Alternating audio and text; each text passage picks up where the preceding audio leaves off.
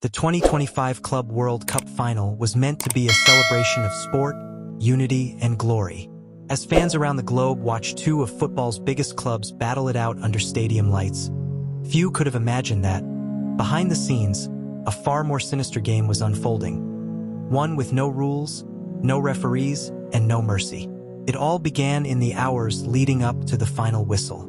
Held at the world-renowned Lusail Stadium in Qatar, the stadium had drawn celebrities, football legends, influencers, and billionaires from across the globe. Security was tight, or so it seemed. Metal detectors, facial recognition, surveillance drones, everything was in place. But none of that stopped the criminal ring that had been planning the heist for months. The match ended in roaring applause. Confetti rained down. Cameras flashed. While the winning team celebrated, chaos silently crept through the players' private zones. By the time some players returned to their locker rooms, expensive watches, custom jewelry, and even personal phones had vanished. Among the victims, two international stars, one of whom had just scored the winning goal. Authorities were called immediately, but the damage was done. These weren't petty thefts, this was a coordinated, professional-level robbery. And the culprits had timed it perfectly. A chilling discovery. Police investigators began reviewing surveillance footage. What they found was shocking. Disguised individuals, possibly posing as media crew, had gained unauthorized access through a service tunnel. Wearing credentials that appeared legitimate, they slipped past checks that were supposedly airtight. Even more disturbing was how little resistance they faced. Many stadium staff believed the group to be part of a post-match documentary crew, and no one raised an alarm until it was too late. The robbers moved with military precision, targeting only high-value lockers and personal bags. Later, when security footage was cross-checked with digital entry logs, it became clear that the criminals had somehow cloned staff IDs. That's when suspicion turned inward. Suspects from within. As investigators dug deeper, whispers began circulating that the heist might have had inside help. A theory that shook both fans and organizers to the core. One former event staffer told a journalist under anonymity, "This wasn't random. They knew exactly whose lockers to hit, what equipment would blind the cameras temporarily, and how to get in and out before anyone noticed." Meanwhile, the media frenzy took off. Every sports network, podcast, and social channel debated the breach. Was it an international gang? A betrayal by someone within the team staff? Or something even more complex, like digital hacking of access systems from abroad? But one thing was certain. The Club World Cup final would now go down not just as a historic football event, but as the centerpiece of one of sport's most shocking crimes. As the investigation unfolded, what stunned authorities most wasn't just the boldness of the heist, but the methodical precision with which it was carried out. This was no impulsive crime. The robbers didn't just get lucky. They had blueprints, inside knowledge, and timing that suggested months of meticulous planning. And their point of entry, a service tunnel that ran beneath the stadium, typically used by technical crews and emergency responders. Breaching the fortress. The Lusail Stadium was considered one of the most secure venues in global sports. Surveillance drones hovered above. Dozens of plainclothes officers roamed the perimeter. Facial recognition scanners were installed at all staff access points. But even the best fortresses have a weakness, and this one was human. Investigators discovered that 3 individuals, all wearing media vests and carrying professional-looking camera gear, had entered the tunnel 3 hours before kickoff.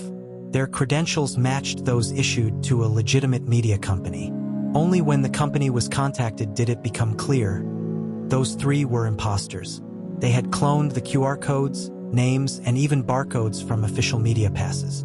Whether this information was purchased, hacked, or stolen is still unknown. But once inside, they gained unrestricted movement through key parts of the stadium, including locker room corridors, staff-only stairwells, and utility rooms.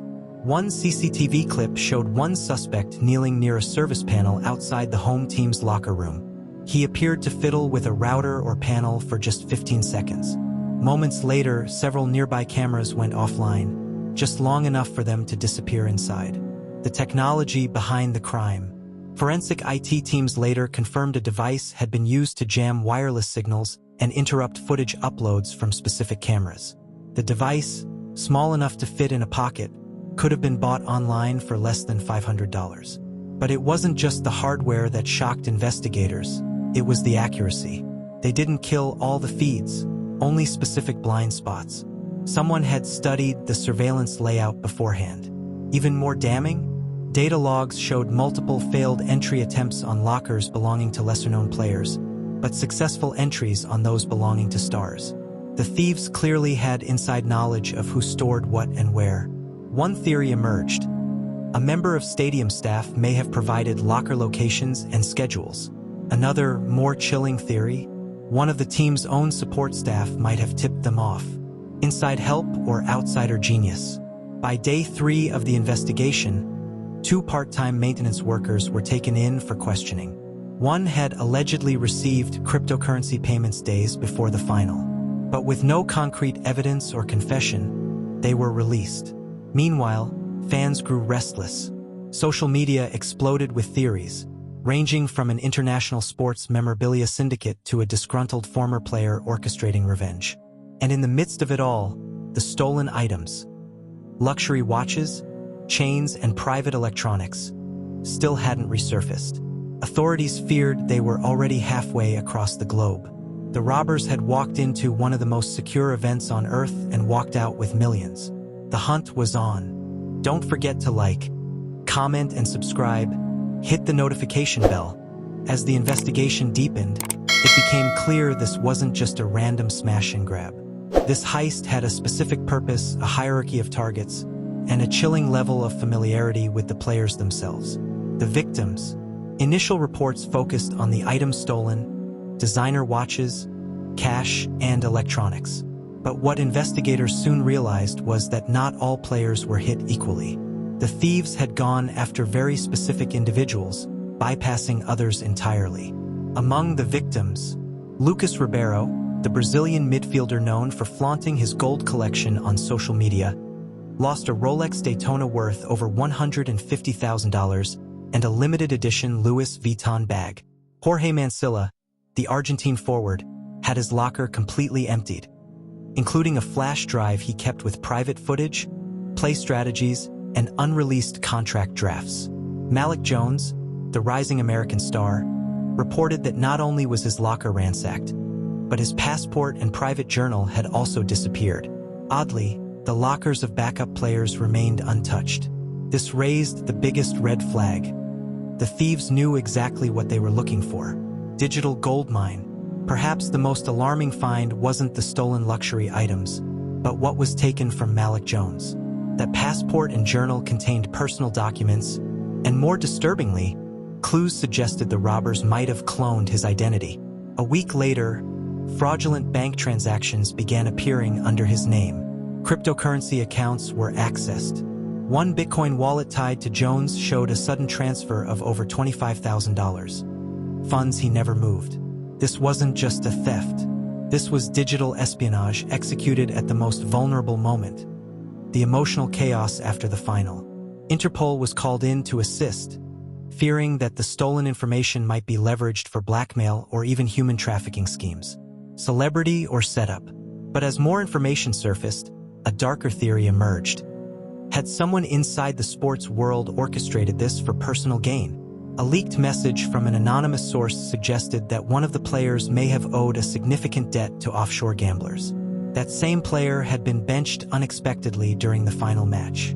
A second leak suggested a betting syndicate had placed high-stake bets not just on the match, but on who would be awarded MVP, who would score, and even who would wear what brand of accessories. This led investigators to a crucial question. Were the players targeted for their wealth or for their roles in a larger scheme? Surveillance strikes back. With the help of international cybercrime experts, the investigation finally bore fruit. Frame-by-frame analysis of drone footage revealed one of the fake camera crew members glancing directly at a specific locker before entering. When facial recognition finally ran a partial match, it stunned investigators. The suspect had been linked to at least 3 previous robberies involving elite athletes, including an F1 event in Monaco and a boxing weigh-in in Las Vegas. In each case, high-value personal effects went missing, always without a trace. What made this case different was the international outrage and the political pressure it brought. The fact that the crime happened during one of the most watched sporting events of the year made it unignorable. And yet, the suspects had still vanished, until a mistake gave them away. For weeks, it seemed the thieves had vanished without a trace. The robbery had shaken the sports world, embarrassed organizers, and left authorities scrambling. But the truth is, no heist, no matter how perfect, is flawless forever. The break in the case. A month after the CWC final, a customs agent at Charles de Gaulle Airport in Paris flagged a suspicious parcel en route to a private address in Switzerland. Inside were a designer duffel bag with the initials LR embroidered in gold, a rare limited edition World Cup pendant given only to finalists, a USB stick labeled MJ. Authorities immediately connected the items to Lucas Ribeiro and Malik Jones, two of the primary victims in the CWC heist. But that wasn't the real breakthrough. The USB drive, once thought to contain only personal data, was actually rigged with tracking malware. When the criminals plugged it into a private laptop, it sent a beacon back to cybersecurity experts monitoring the case. Location: a luxury villa in Geneva. Interpol moved fast. Within 48 hours, Swiss authorities raided the property. They recovered over $3 million worth of stolen items, multiple forged IDs, and surveillance blueprints for two other major stadiums, one in the US and one in Italy. 3 suspects were arrested. 2 were identified as known operatives in an underground theft syndicate specializing in elite sports events. The third, a former event logistics contractor, was the key. He had worked security at the CWC final. The aftershock. The fallout was massive. Several staff members of the event were dismissed or investigated for possible collaboration. Sports governing bodies called for a complete overhaul of backstage security protocols. Athletes began encrypting their digital assets and locking down social media activity, especially before matches. One anonymous footballer told the press, "I used to worry about losing a game. Now I worry about being targeted for what I wear or post." But beyond the material losses, something more had been taken: trust. The idea that the locker room, a sacred private place for athletes, could be infiltrated so easily sparked outrage. A syndicate exposed. Under interrogation, one of the suspects revealed this heist had been part of a trial run, an effort to test how far they could get using forged media credentials and inside data. The ultimate goal? A coordinated multi-continent string of robberies during future events like the Olympics and Champions League finals. The robbery at the CWC wasn't the end. It was just the beginning, but their arrogance proved fatal.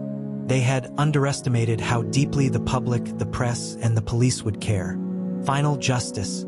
By the time charges were filed, the crime was being labeled in headlines as the heist of the century in sports, the locker room robbery that shocked the world, how greed, glamour, and guts nearly ruined a global game.